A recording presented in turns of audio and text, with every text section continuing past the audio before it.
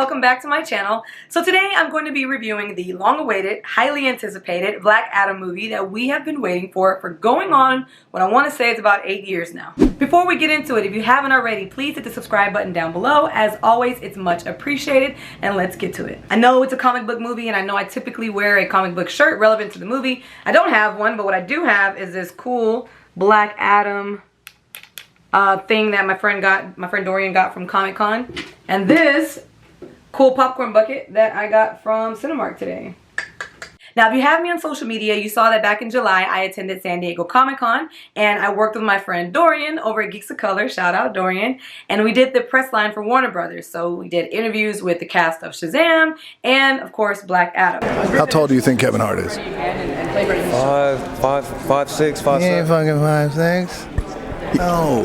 How tall is he? He's 3'7". Okay. Let's put him in the sequel and find out. You heard it first. We're putting Kevin Hart in the Black Adam sequel just so we can see if he's gonna get taller or not. All right, man. I'm getting the Robin sign. Thank you, man. You have a great. The movement, the clothes, it all like starts to really blend in and make sense. And so yeah, it just like my heart was just like pounding. I was like, wow, like we created that, you know. Kind of one of those things you're in shock, so you don't really know how you're gonna feel.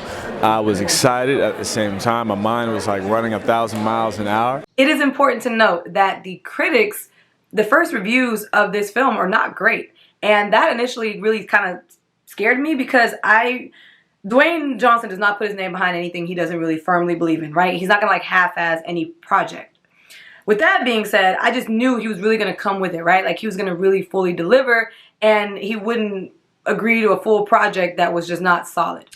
After seeing this movie today, there is no way that me and the critics saw this same film. There's no way. Of course, it's not perfect, right? It's not perfect. But it's definitely not worth the criticism that it's receiving. Now, one of my friends did point out, you know, oh, well, critics don't really like superhero movies. Yeah, that's great, but for them to, like, crap on it the way they did, I'm not understanding why. Long story short, to understand the plot without giving too much away, Black Adam is awakened many, many years later. He doesn't recognize where he is or what's going on or what's happened to his home, and the JSA sets out to pretty much stop him from wreaking havoc.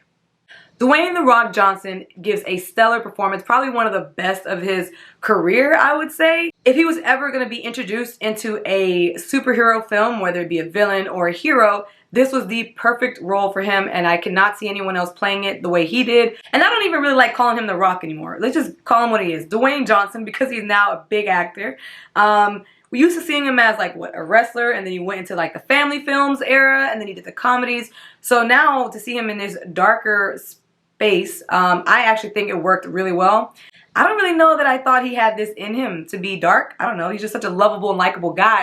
Kudos on the casting, of course, because Dwayne has always been really jacked, and to play this role, you have to be physically like in shape, right? And I think it's believable that he's out there taking names and kicking butt, because I can't cuss in this video. So it's definitely a good choice.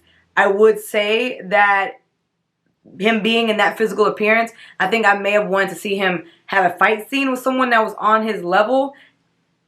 Maybe we'll get that next. I don't know. I'm personally rooting for this film to really be successful because I believe that Dwayne and the director and the cast, they really put a lot into this movie to try to really elevate the DCEU because it has so much potential and so many untold stories and characters that we are not used to seeing. We always get the same repeat characters from Superman and Batman. And we just want something fresh and new. And I really think that this has a potential to unlock the world of the DC universe. Comic book movies now have done this thing where they know that most people don't read comic books and they want to go see these films and they want to be involved and they want to enjoy it and be knowledgeable, right? But they might be a little weary because they're like, oh, I don't really know what's going on. I don't know this character. So what these films have been doing is in the beginning of the movie, they kind of open up and they give you a lot of backstory about the characters and the world you're about to be introduced to. Black Adam is no exception because obviously it's not a character a lot of us are familiar with. So they kind of like fill you in on where Black Adam is coming from. The supporting cast was great. I mean, I think between Atom Smasher, Cyclone, Dr. Fate, and Hawkman, I think that they did a really, really good job at supporting Black Adam and his journey. One of the highlights of this film for me is honestly the center of it is like this really good family story.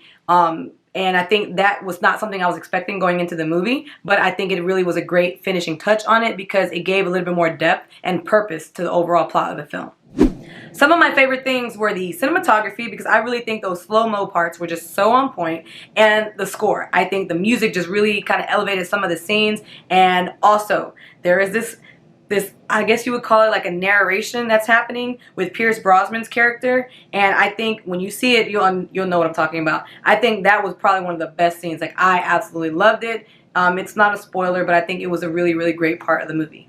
The one thing I didn't like about the movie was the villain. I just did not like the villain at all. I didn't think that it did anything for the film. They really could have taken that 20% chunk towards the end. They really could have taken that out, because I didn't really care for that at all. I loved seeing Black Adam do Black Adam stuff, but when the villain was kind of introduced, I personally found that part to be pointless, but that doesn't make the film bad because of it. I didn't really care for it. I give this film a solid 8 out of 10 because Lord knows DC has some flops. That's a conversation all in its own, but I 100% have to attribute the success of this film, whatever happens with it this weekend, right? Because today's just Friday. I have to attribute the success of this film to the cast, but mainly Dwayne Johnson, because he's fought for this role he fought for this movie to be very successful. I've seen him do additional press stuff that he didn't have to do. He's promoted the crap out of this movie and really brought awareness to, hey, although this is not a Superman or a Spider-Man that everyone's familiar with, this character deserves its own platform and has so much potential. So I really think that Dwayne is the reason if this movie is successful. I attribute it to him. Of course, the cast and the director, but mostly because of him. And I'm sure you guys already know this, but definitely stay for the end credits, because that's all I can say about that. Anyways, thank you guys so much for watching. If you haven't already, please hit the subscribe button down below. As always, it's much appreciated, and I will see you guys in my next video.